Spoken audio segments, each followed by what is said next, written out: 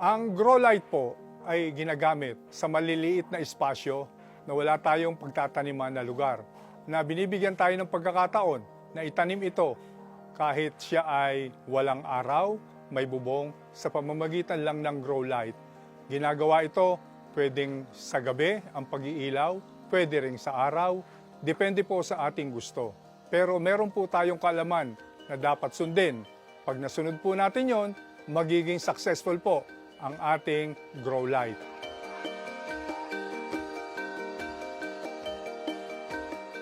Ang ginagamit namin, hindi yung bright spectrum, kundi yung medyo madilaw ng konti, 36 watts, na isusukatin lang natin ang PPFD niya, so mabibigyan naman tayo ng tama at sapat na pagpo-photosynthesis.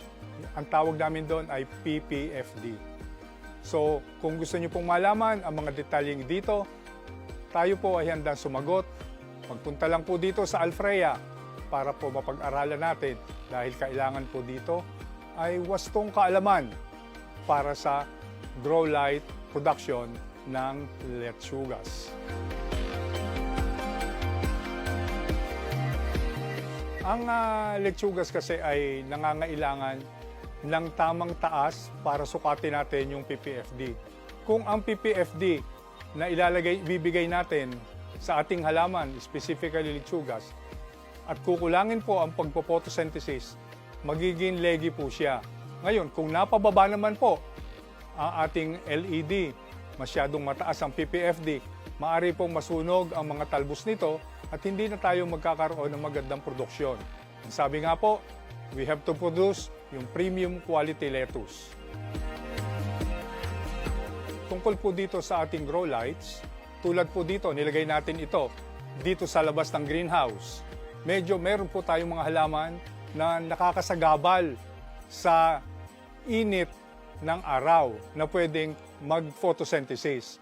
Ngayon, dahil kulang yan, dadagdagan natin nung tamang oras na kailangan ng lechugas.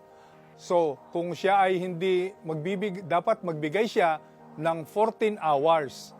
Ang pinakamaigsing oras ay 10 oras. Kaya kung ito man ay umuulan, dire-diretso pa din ang pagpo-photosynthesis nito. Tandaan na ang kailangan dito ay tamang PPFD. Pag sumala po tayo, magkakaproblema po din tayo.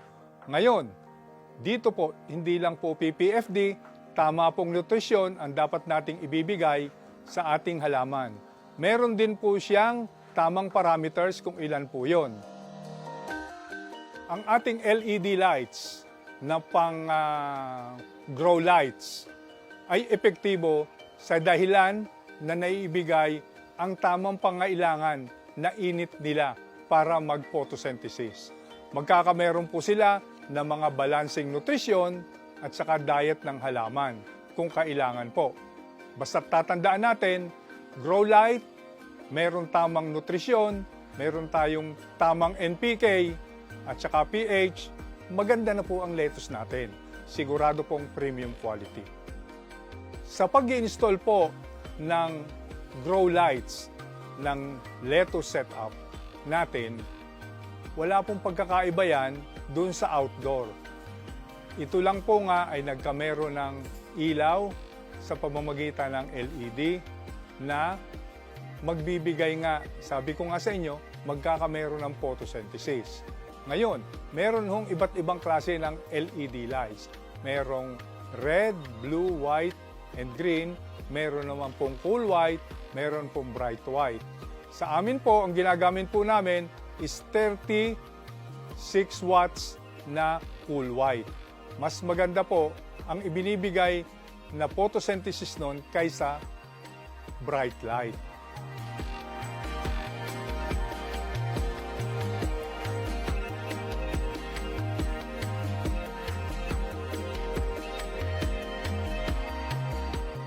Sa mga tao na nagnanais magtayo o gumawa ng isang grow light, kami po ay bukas ang aming farm. Magtungo po kayo dito sa amin sa San Pablo City at kayo po ay bibigyan po namin ng mga kaalaman, tuturuan po namin kayo. Ang Alfrea nga pala po ay bukas, Lunes hanggang Linggo, mula alas 6 ng umaga hanggang alas 6 ng gabi. So, pumunta na po kayo, doon po sa mga interesado na maggawa ng grow light. Punta na po kayo dito, tawagan niyo po kami para mapabook na kayo. Marami pong salamat.